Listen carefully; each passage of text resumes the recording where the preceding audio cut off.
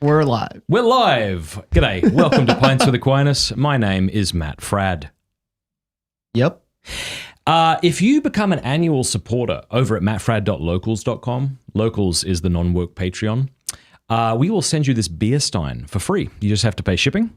And you'll also start getting access to our quarterly newspaper called The Jill. Not The Gill, The Jill. And we'll even send you that. We'll pay shipping for that as well. So that's pretty cool. So you can do that.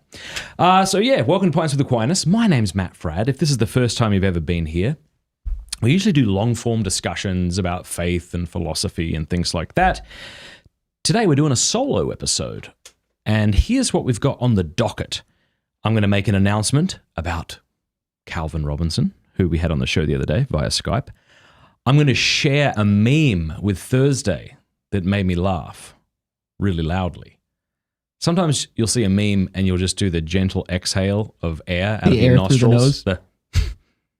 This one had me going, Can confirm, I heard it. Yep. And then we are going to look at something that Thursday's got for me, something about diversity.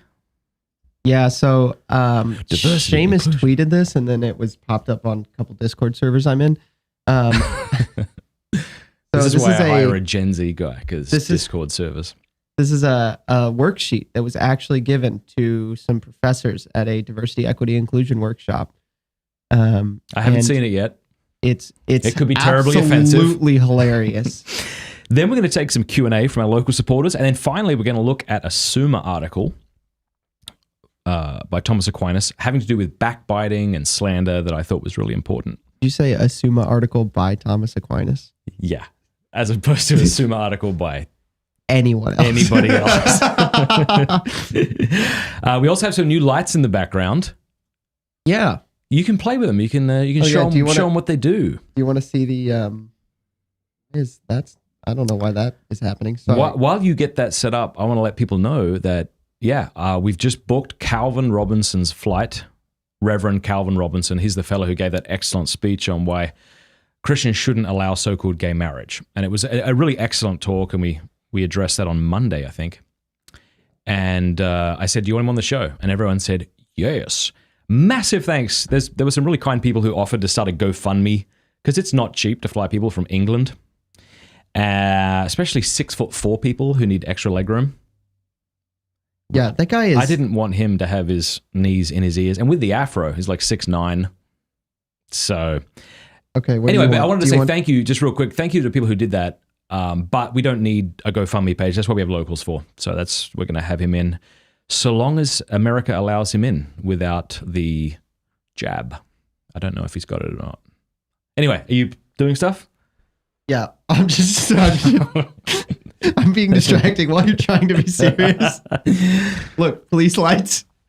I feel anxious just looking at them. Anyway, the police, open the door. So we have new lights and stuff, so that's cool. All right, so that's the bit of a big news. So really excited about that. All right, I want to show you a meme. Now this meme is very, very funny. Don't look at it yet. You're not going to look at it until it's up on screen. Okay? Okay, I got it. I understand the premise of what we're doing. This goes back. Okay, is it up on screen yet? No, I'm. Let me know when it's up there. I gotta go get it. All right, so this before you see it. How do you want me to put this on the stream without looking at it? Well, you'll see it, but try not to read it. So a while ago, I made the comment about people's magnets on the back of their cars with paw prints that say who saved who, and I talked about how that aggravated me. Matt. Because unless a dog dragged you out of a burning building, no one saved anyone. Just go get a real dog and said one of these. All right, here we go. I've seen the picture and it's a little much. Say what it's up. Here we go. It's up. Adopt, don't shop. Meanwhile, on dog shelter websites, this is Piss Fingers. She's 19 years old and can't live in a home with children, books, or electricity. Piss Fingers is nervous around hair and needs 400 acres of land and an orchard of extinct fruits. You don't think that's funny? Sometimes I feel like, sometimes it's like, I just don't know. This is Piss Fingers. What kind of name is Piss Fingers? I don't know. You don't find that? You don't find that funny? Is this because you got your dog from the pound? I got my dog up at Craigslist, which is worse. My dog is gorgeous. Meanwhile, on dog shelter websites, this is Piss. My dog is beautiful, though. I'm not going to show a picture of it because I don't have one, but Matt has seen my dog, and he is. That was probably one of the funniest memes I have ever seen. And I want to thank Derek Cummins for sending me that meme this morning. All right. Well, that's a thing we did. Yep. All right. So now this next thing you want to show me. Yeah, let me get this prep. Has to do with diversity, inclusion. This is hilarious to me because Now, do you think it's a joke? Do you think it's people trying to make fun of the left? Or no, this is a real thing that was handed out.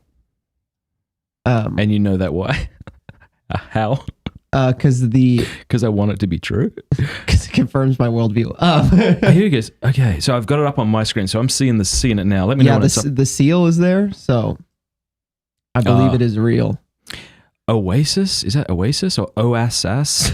Cultural competence. OSAS. A journey.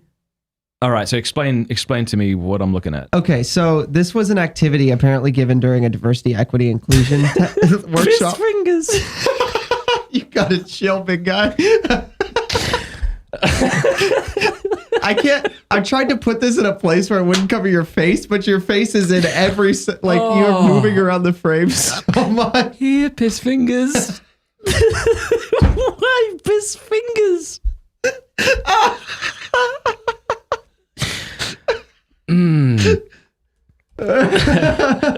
Somebody in the comments just said the lights in the background, we just became clubbing with Aquinas.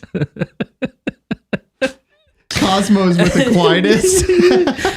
I needed that today, people. I needed it. It's been a long winter. I'm going to put the worksheet back up.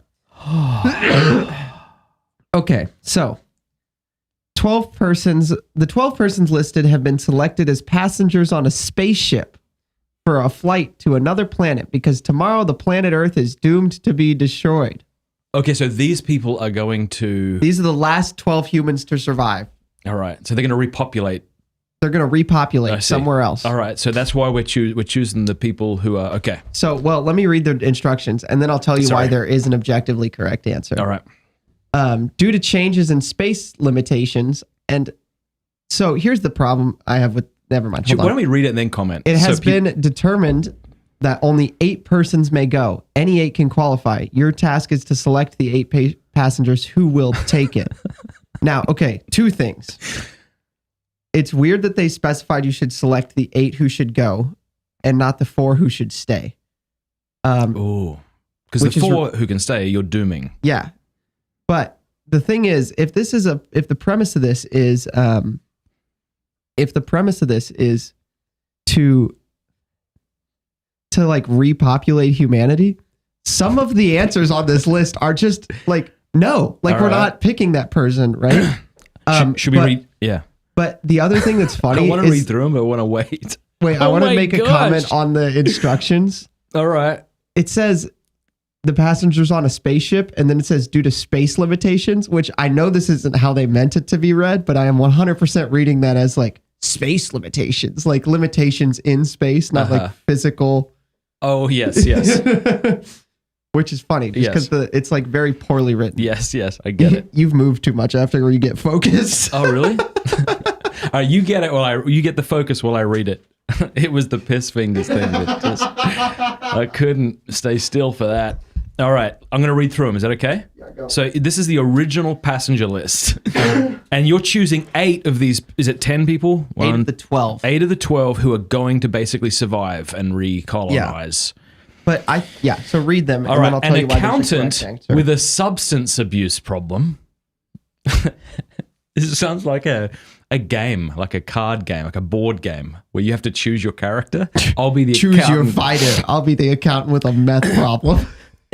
A militant African-American medical student. What does that mean? Probably militant Islam. What do you think they meant? Probably militant Islam. Right. A 33-year-old female Native American manager who does not speak English. Okay. The accountant's pregnant wife. Okay. So the accountant's the one with the substance abuse problem, but his wife's pregnant. A famous novelist with a physical disability. They don't specify what kind of physical disability. A 20-year-old female Muslim international student, okay. A Hispanic clergyman who is against homosexuality. This is so bizarre. Well, hold on. Keep reading. You'll understand the point of A including female that. movie star who was recently the victim of a sexual assault. What the heck? But see, up the top, it does say who to leave behind. Yeah, so the title is Who Do I Leave Behind? And then the instructions are pick who to stay. That was your, yeah, okay. Yeah, so it's like just... A racist armed police officer. Why are they letting him take the gun on the ship? They said racist armed police officer. That is so funny. Like what? Why is him being armed a condition of him going? A racist armed police officer who has been accused of using excessive force. A gay male professional athlete, vegetarian. An Asian orphaned 12-year-old boy. A 60-year-old Jewish university administrator. Okay, now, there is an objectively correct answer to this. As to who to leave behind? Yes, because if the premise is, who do I send to repopulate the earth? Okay, it's not going to be the 60-year-old lesbian. Okay, the gay athlete. So the gay guy, while he physically might be able to reproduce, is going to have hangups, right? Mm-hmm. So he has to stay. The 60-year-old is going to be infertile within a couple years. He has to stay. Piss off. Why do you assume it's a he? I think that's your sexism there, because it's a university administrator. You just assume that's a he. See, I assumed that was a disabled woman. No, see, they would have told you if it was disabled. That's a good point. So that you would know to take All right, so him. the Jew can go. Yeah. Please don't make that a clip. An Asia. All right. I think so the police officer has to go. So we have to leave 2 behind? We have to leave 4 behind. 4 behind. All right. The police officer has to go because he will just cause problems. He won't reproduce because if he's racist, then he's not going to he's not going to go around. Nobody else on this list is an adequate partner Mate? for him. Yeah. Okay. So he's not going to reproduce. So he has to go. And this is where you could argue with this 4th choice. A female movie star who is recently a victim of sexual assault. She's probably on or has been on hormonal birth control for long enough that her reproductive system is permanently damaged. And so she has to stay too. Okay. And the rest can come. All right, let me see what I would think here. So we want the substance abuse problem. I mean, on Mars, there may be a limited quantity of heroin for him to. This is the other thing. I'm unclear why the substance abuse thing needs to be listed because, well, are you taking the heroin on the spaceship for him? If he's got a substance abuse problem, and we're sending heroin, can take the gun. That's where the space limitation comes from. They're taking so much heroin that they have to leave 4 people behind. A 33-year-old native female American manager who does not speak English. See, I don't think that's relevant to reproducing. Yeah. You don't, what do you think their point? What do you think whoever constructed this monstrosity I think this is a like bias detector supposed to be. So you're definitely supposed to leave the racist. I think you're probably supposed to leave the 60-year-old. I think you're supposed to leave the clergyman. Right. And I think he's Hispanic, so it makes you conflicted because he's not like a white MAGA clergyman. And then I think probably you're supposed to leave the. I mean, I don't want the famous novelist. What's she going to do? Write a story for 12 people? Why did you? Okay, here's something that's interesting. I assumed everyone whose gender is not listed, I assumed they were guys, and everyone whose gender is not listed, you're assuming is a woman. That is funny. Yeah, the accountant That's funny. Maybe that is a woman. And maybe they used IVF. You don't know. See, a militant African-American medical student. You really think that means Islam? Militant like BLM or militant separatist would fit too. Somebody in the chat was pointing out. Okay. Native American manager who does not speak English. The accountant's pregnant wife. Bring her. Yeah, because she's 2. You get 2 for the price of 1 there. Exactly. A famous novelist. How bad's the physical disability? I'd want to know that. Obviously, not in her is the hands, physical or she won't be able disability like missing the reproductive parts? Because if so, you gotta stay. Sorry. My hands are great for writing. Don't care. A female movie star. Now, why does this matter? I mean, I'm sorry that she's a victim of sexual assault, but movie star. What could she gonna? How old is she? Probably if movie stars. I think their way of saying she's hot. A gay male professional athlete who is a vegetarian. Also, I want to know what professional athletic you can engage in. Well, vegetarians might be helpful. No, that's what my question is. Like, is there a professional sport? Is there a sport you can get to the professional level in without eating meat? Oh, I'm sure there is. And by I'm sure there is, I mean I'm not sure. An Asian, orphan, 12-year-old boy. He's young. He's got a lot of life in him. Bring him. He's got a lot left. You got to take him. All right, well, let me ask you this, okay? Who to leave behind? 4 have to be left behind.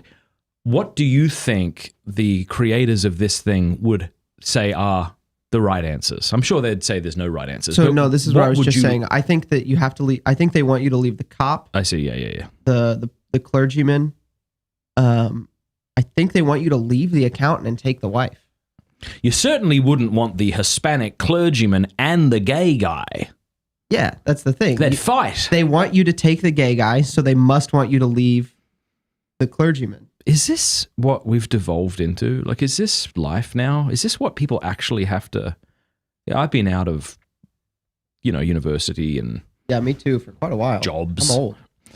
So I don't understand if you're in the chat or if you're watching this right now, let us know in the comment section below if you've ever been subjected to something like this or if this is just the fringe of the fringe. The vegetarian plays ping pong. Sorry, no, they would have specified.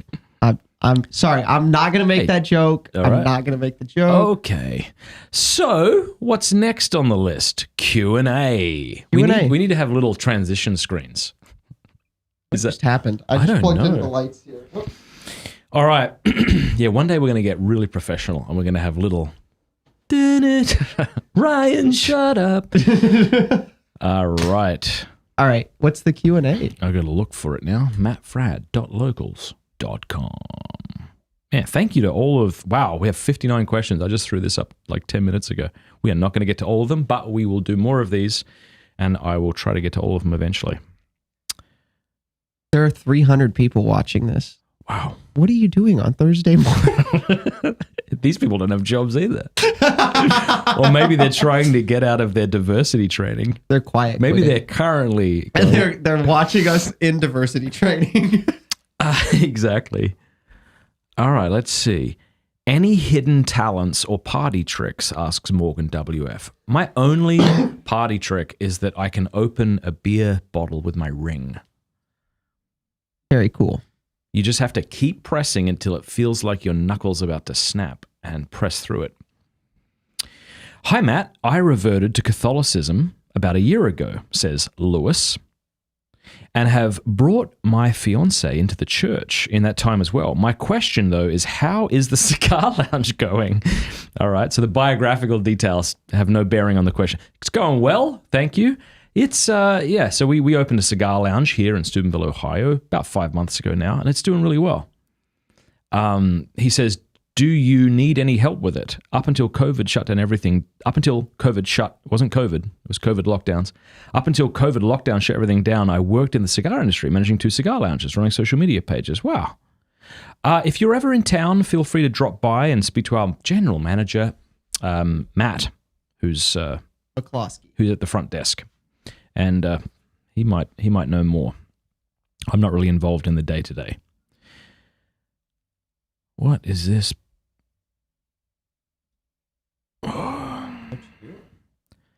Jan Beckett, who's says, I thought she was from Australia, so I was about to say who's from Australia, but then I wasn't sure, so okay.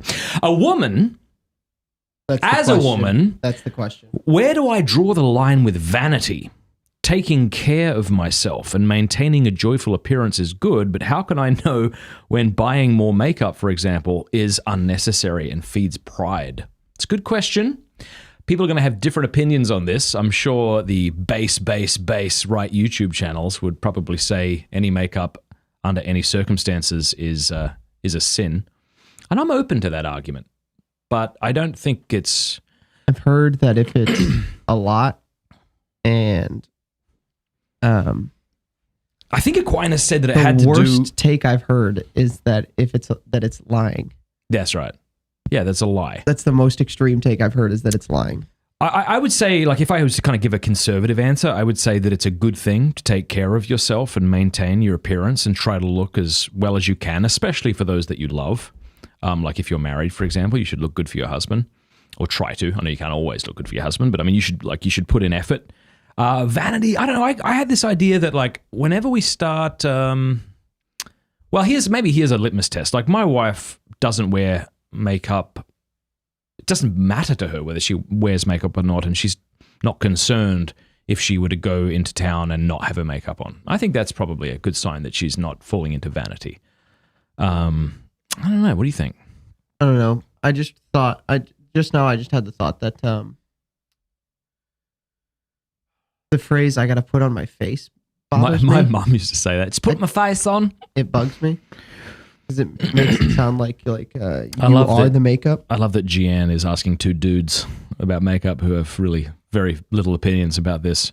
Yeah. I think something to do with vanity, though, like, and this has to do with, like, immodesty as well, because you think immodesty and you think about it in like a sexual way, but there can be immodesty in speech. There can be immodesty in clothing that doesn't have to do with sort of sexualizing oneself. I think if you dress in a way that sort of shocks people, like it's so out of keeping with your surroundings or the event that you're at, that we could call that immodest. Like, imagine if you went to a soup kitchen to feed the poor in a 3-piece suit. Like, okay, just calm down. Or I was at a wedding recently and someone looked good, but they had like a straw hat on, like a straw short-brimmed hat. And I don't know, they were wearing like a straw fedora? What you like the people who sing in quartets, like those sorts of things. Like a barbershop quartet. Oh, a bowler. But it was like a straw thing, and he had like a white suit, and there was just something that I thought, oh, that makes everyone like notice you. And I don't know. I think there's a line, and I'm not saying he was being vain or immodest, but I just think it's one thing to look good, but if it draws everybody's attention to you, look good, feel good, play good. Yeah. But not okay. What do I say to my husband who argues that churches should not be tax exempt, particularly one who advocates in what he sees in political matters? I don't know. I don't care. Do you have a quick thought on that? You don't have to. I don't care. I'm a new local supporter. Sorry, I didn't mean to just dismiss your question. That was so mean. I really didn't mean to do that. I don't want to talk about things I don't know anything about, so I'm just going to let that one go. But thanks for the question. I'm a new local supporter, says Jay Tisher. I had found your work last summer, and it's been immensely helpful in finding peace in Christ and victory over porn. I'm now wondering if I should have read his name, but he didn't tell me to be anonymous, so here we go. Or she, could be a she. Good. Praise God. I'm really happy to hear that. Thanks for telling me. I am certain I am going to become Catholic. My whole family is Protestant or non-affiliated. What recommendations do you have for me when I talk to my family members who are likely to think I am heading in the wrong direction? I want to tell you how thankful I am for you, your wife, and Thursday. God bless. That's very kind of you. Thank you so much. I mean, Thursday probably didn't do much, but I take your compliment, and I'll tell my wife to. Yeah, no, thanks. I think that maybe when you sit down and talk to your parents about why you're doing this, and don't expect them to understand it, and don't expect them to be persuaded by the reasons you've been persuaded by in order to become Catholic. I think that puts like way too much of a burden on you. But sitting down and saying like, here's why I'm doing it, and I understand you might think this is the wrong decision. I'm happy to talk about it more with you if you want. Something like that, that's sort of non-threatening to them, would be good. You know, and if they are evangelical, I think you said, Protestant, explaining to them how the Catholic Church has increased your love of Christ and your reverence of the Scripture, because they might have some biases that lead them to think that if you become Catholic, then for some reason you'll be less of a disciple of Jesus or less interested in Scripture reading. So saying that actually it's the opposite might help to assuage some of their fears. Jowie says, best way to get the family together for prayer. If crazy, do you press on, skip it, or come back to it later by yourself? It's a good question. I think that in the Summa Theologiae, Thomas addresses the idea of praying at all times. And he quotes Augustine, and I got a quote from Augustine on the vanity thing that I got to come back to for a moment because it's really offensive. But he says, like, you should keep in mind who you're praying with and your own ability to maintain prayer. And so maybe your prayers ought to be shorter if you can't maintain your attention. And so keeping that in mind when praying with children, maybe praying the Angelus, maybe that's all you do with your kids at night. I tell you what, it's better than nothing. Because if you've got this idea that you need to pray the rosary every single night with your family or else you're not a good Catholic or something like that, then you might just say, well, I'm not just going to pray anything shorter. I think don't let the great be the enemy of the good. Try to be consistent in something smaller and be satisfied with that. And then when it feels appropriate, maybe increase the length of prayer to a decade, or maybe the rosary, or maybe something else. But I think it is important that we do pray with our family every night, even if it's wild and woolly. Rachel says, how to deal with increasingly aggressive attitudes towards the church and its membership, e.g. being told I actively support the defenders of pedophilia with financial do you want to do the vanity thing first? Yes, thank you. So I think St. Augustine says that if a woman are to dye their hair, they should dye it red so it'll match the flames that they'll be burning in for all eternity. Is that a real thing? I don't know, but someone told me. Feel free to look it up. Okay, so somebody made a comment on the modesty and vanity thing. Yeah. That I wanna read and then ask your take on, because I have an opinion on this. So it says on modesty, Mr. Colin, with one L. On modesty, I've heard a good rule is what would grandma say? Now, the reason I picked this specifically is because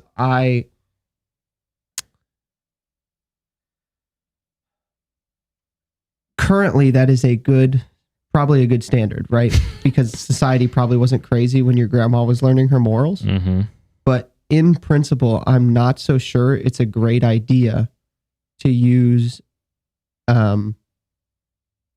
society from X amount of years ago as a standard. Right. Because when we do that, we end up with the situation we have right now, and we don't have to get into this, but in politics where, over half of like the Republican congressmen are probably closer to Democrats from the 90s than they are to correct. Right. You know what I mean? Yes, you have the shifting kind of goalposts. So I'm not sure if using previous generations is a good standard. Is his point that in speech we should use the kind of language that we would use around our No, in modesty. Oh, I see. No, yeah, fair enough. It's a good answer.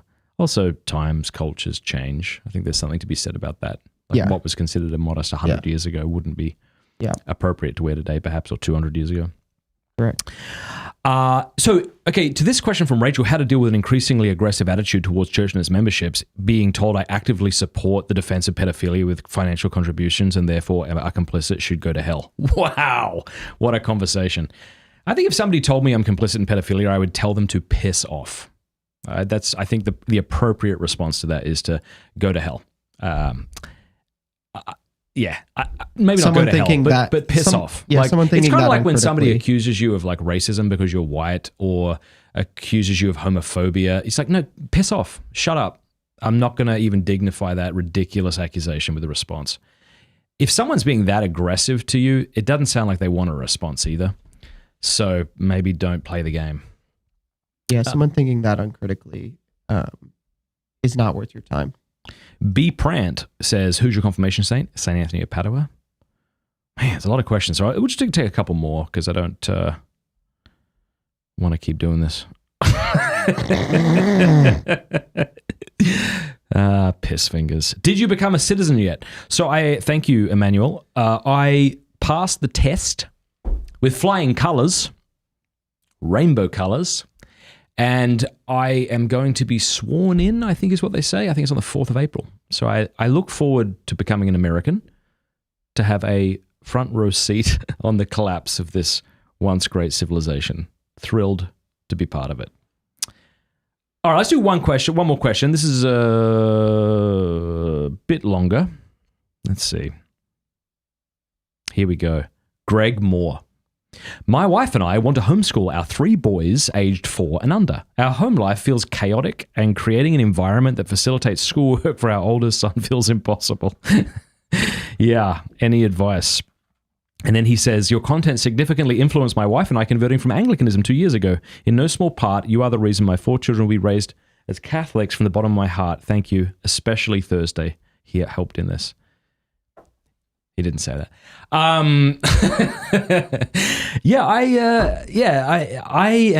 It's a good question, because you can only deal with so much chaos. And just because another family is able to deal with a large amount of chaos gracefully doesn't mean you're able to do that. I think that's something I had to realize.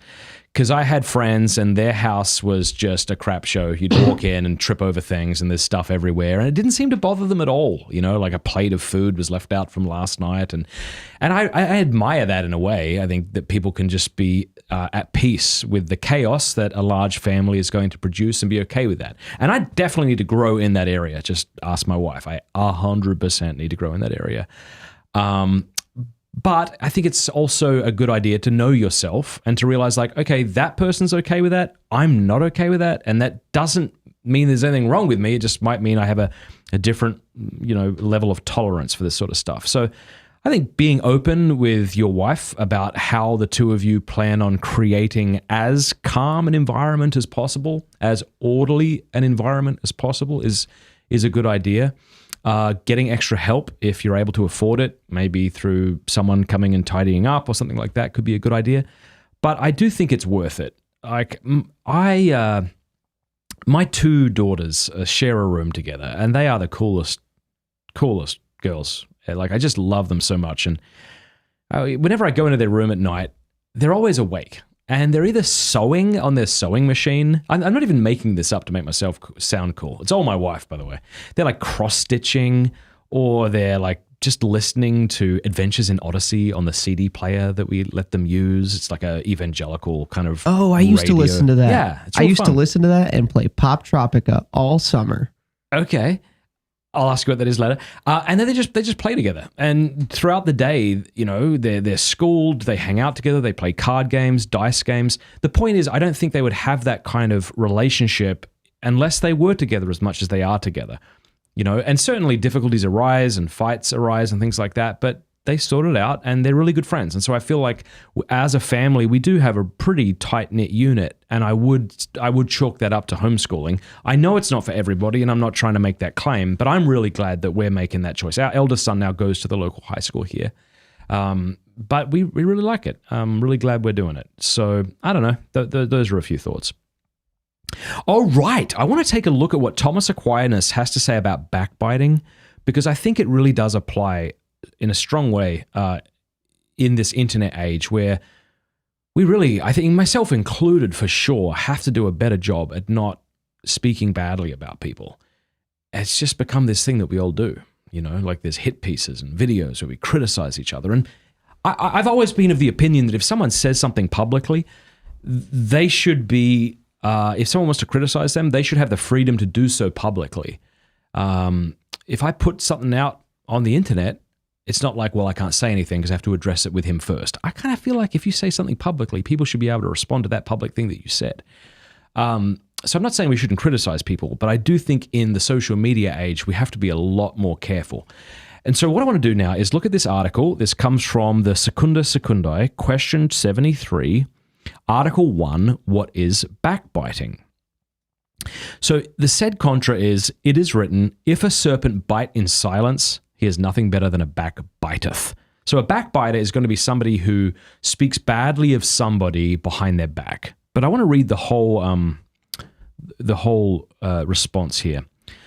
He says, just as one man injures another by deeds in 2 ways, openly, as by robbery, or by doing him any kind of violence, and secretly, as by theft, or by a crafty blow, So again, one man injures another by words in two ways. In one way, openly, and this is done by reviling him, as stated above, and in another way, secretly, and this is done by backbiting.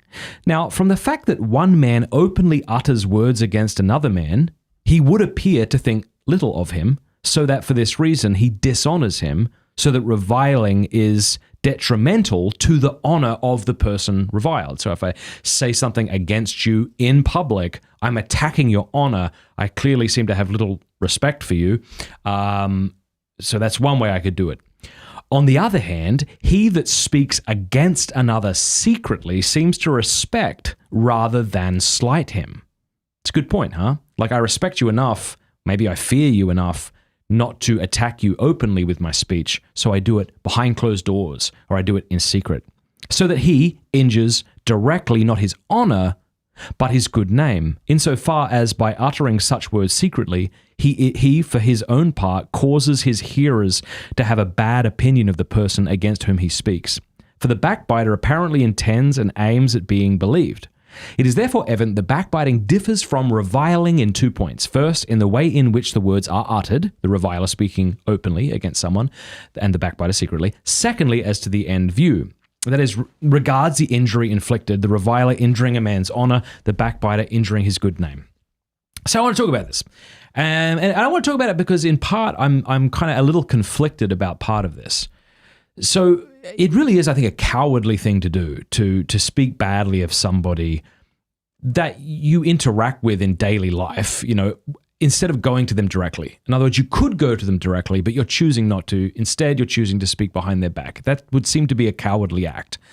And I'll be honest, if people speak poorly of others to me in secret, the one thing I learned from that interaction is I cannot trust this person.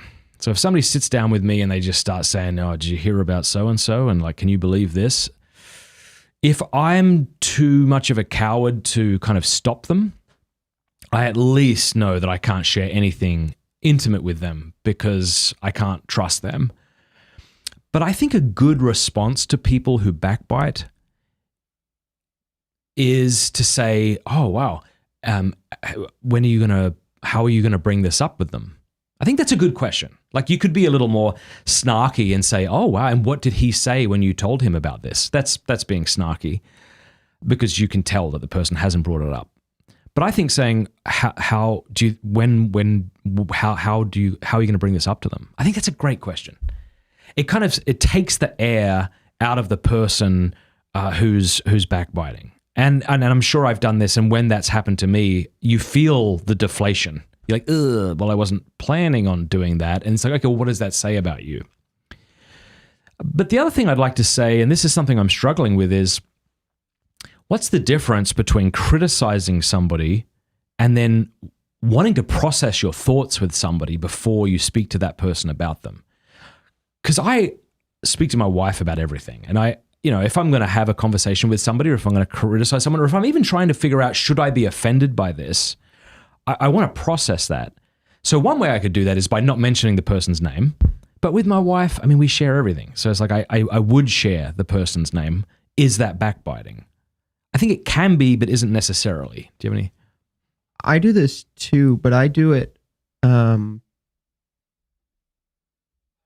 I do it a lot when I'm unsure if I'm correct to be angry about something.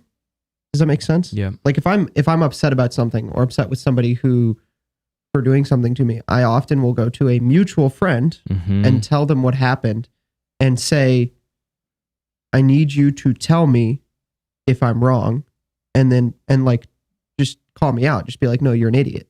Like, get over it. And I like that you're bringing it to a mutual friend, because you know that this person loves and respects this other individual. And so they're not going to tolerate you speaking poorly of him. Not that you would hope not to do that anyway, but also because they're going to interpret his actions. Well, I'm not so they wouldn't tolerate it in a if the friend we're talking about is not in the wrong, then I would hope they wouldn't tolerate it. But if they're in the wrong, yeah, I would like them to not only tolerate it, but tell me, yes, you're right to be angry about that. Yeah. And then do something like, how do you want to address this with them? But then often, like, you can also do that because you're trying to, like, I would be maybe like, how do I bring this to them? Okay, so yeah, you agree, like, this was not okay. How do I bring that to them? No, Does that make sense? Counsel. Yeah, makes a lot of sense. So in that case, I don't know, right? But like, if they say, no, you're wrong to be upset about it, then I'm never going to tell the person that I was upset at that I was upset about it, because what I'm going to do instead is just fix myself and move on, because they don't need to be bothered by my fault. The cool thing too about bringing it to a trusted friend is because they know the other person in question. If they don't know who this person is, it's difficult to interpret what their intentions may have been when they said or didn't say that thing. But since they do know them, they probably have a good read on what that person meant by those things.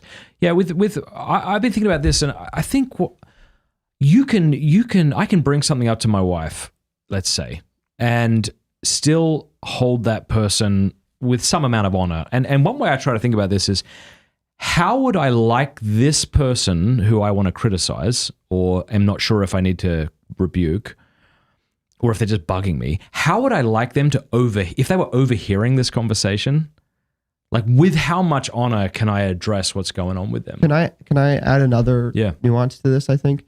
So like, this isn't going to bug you. So like, when you and I are slacking about something and going back and forth, right? Yeah. And then it seems like maybe we've got it nailed down, and then you make a change. Yeah. And I go, Matt, like, to myself, right?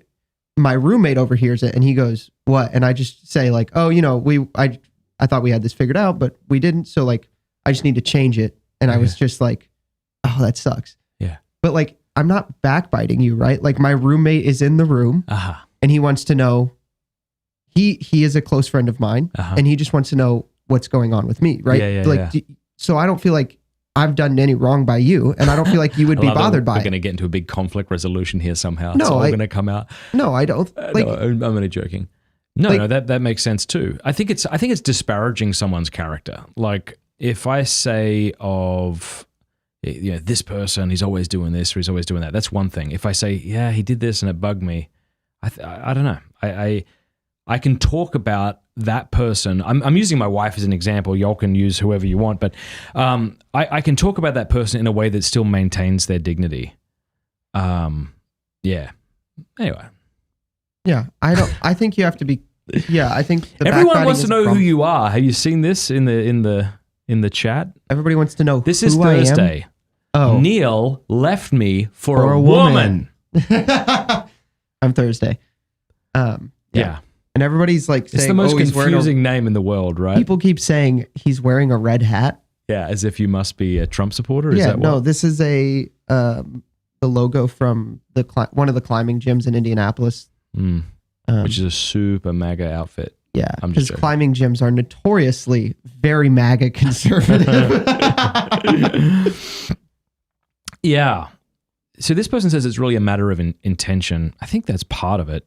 But I still think you can backbite. You can still slander somebody's good name with a good intention. Can you do that? I suppose you could do it accidentally. Anyway, those are my thoughts. Let's see. I want to see some of these. See, again, this is what I love about Thomas Aquinas, right? You get a pre-packaged debate in every article. So let's have a look at one of these objections. Let's look at the third objection. I haven't read it recently, but further, to detract is to subtract or to diminish something already existing. But sometimes a man's good name is blackened even without subtracting from the truth. Right. For instance, when one reveals the crimes which a man has in truth committed. Therefore, not every... Hold on. What happened? I just didn't switch to the Safari window. Oh. Therefore, not every blackening of a good name is backbiting. All right. Here's Aquinas' response. A man is said to backbite another not because he detracts from the truth, but because he lessens his good name. This is done sometimes directly, sometimes indirectly. Directly in 4 ways. I love him so much. First, by saying that which is false about him. Secondly, by stating his sin to be greater than it is. Thirdly, by revealing something unknown about him. Fourthly, by ascribing his good deeds to a bad intention. Indirectly, this is done either by gainsaying his good or by maliciously concealing it or by diminishing it. I've said it before, Thomas Aquinas says more in a paragraph than modern theologians say in a book. There is so much there. I love that he sat down and thought that a man backbites in 4 ways. By saying that which is false about him. All right, so that would be, isn't that the distinction between slander and calumny? I always forget that. Calumny. Let's see. Somebody in the chat just, never mind. What, told us? No. Slander is to defame by telling a lie. Calumny is to defame by telling what I know to be true, with the intention of sullying someone's name. That's why in the litany of humility, you pray like these 2 words are mentioned, and people often, I think they're both mentioned, or so maybe it's calumny is mentioned, and when people don't understand it, they substitute the word slander. But if I slander someone, I'm telling a lie. Yeah, you can think about this. If I commit calumny, I'm saying something's true, but it's something that didn't need to be known, or that ends up sullying the person's name in some way. You can think about this from the legal perspective. Calumny is not untrue, and truth is an absolute defense to slander. Yeah. Saying what's false about him. Secondly, by stating his sin to be greater than it is. And we often do this, don't we? We have an excessive view of our own virtue, but when we're upset with somebody, we blow their sin out of proportion, or we think, how could they? Forgetting what a wretch we are. Thirdly, by revealing something unknown about him, right, that you don't have a right to reveal. Fourthly, by ascribing his good deeds to a bad intention. Yeah, there's a lot. I think the reason I think this is worth bringing up is I just feel like we need to be reminded about this as Catholics, that these are grave sins. In fact, in the very next article, in Article 2, Aquinas, here's the sed contra, and just so you know, the sed contra, whenever he does this before his main response, he's drawing from some, usually church authority, and so this is his official position, and then he elucidates it in his own words. So he says, it's written in Romans 1:30, backbiters hateful to God, which epithet according to a gloss is inserted, lest it be deemed a slight sin because it consists in words. So he's going to say it's a grave sin. Therefore, he says, properly speaking, therefore backbiting, properly speaking, is a mortal sin. Now, he gives conditions to this, obviously. He says, nevertheless, it happens sometimes that a man utters words whereby someone's good name is tarnished, and yet he does not intend this. So obviously there's all these extenuating circumstances. But yeah, it's really important. I think that in a sexualized culture such as ours, we tend to think and feel badly only of sexual sin.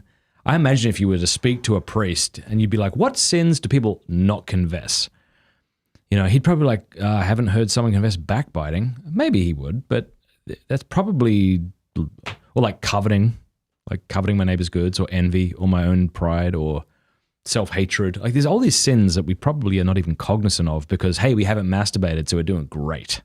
I know for a fact that if you ask that question to the priest at St. Peter's, they would not say pride. Because why? Because I've confessed pride to them. Really? Yeah. All right, friends, thank you so much for being here. Do us a favor, let me know in the comments section below what you think of these little solo podcasts that we've started doing, because I enjoy them, and they're a little lighthearted, and we also get a chance to look at what Thomas Aquinas has to say about stuff. Do us a favor, please subscribe and click the bell button. That really helps the channel out, and it helps it grow, and it forces YouTube to show things that may go against their personal beliefs, but not ours. I have Jason Everett coming on the show next week to talk about transgenderism. He's written an excellent book on this, and I think he does an excellent job at exposing the falsehood of the ideology while showing tremendous charity and care to those who are struggling with gender dysphoria. He really does, and I think we need that. One of the points he raised to me recently was, it feels like in this transgender debate, you've got the left and the right shouting at each other, but then those with gender dysphoria, for which I might get canceled for saying that phrase, are just kind of left out of the discussion. It's like two fighting parents, and the kids are in the room being like, no one's really kind of addressing my issues. And Jason does that really well. So I'm looking forward to having him on the show. And yeah, a lot of cool stuff coming up. Yep. God bless. Thank you. Thank you so much.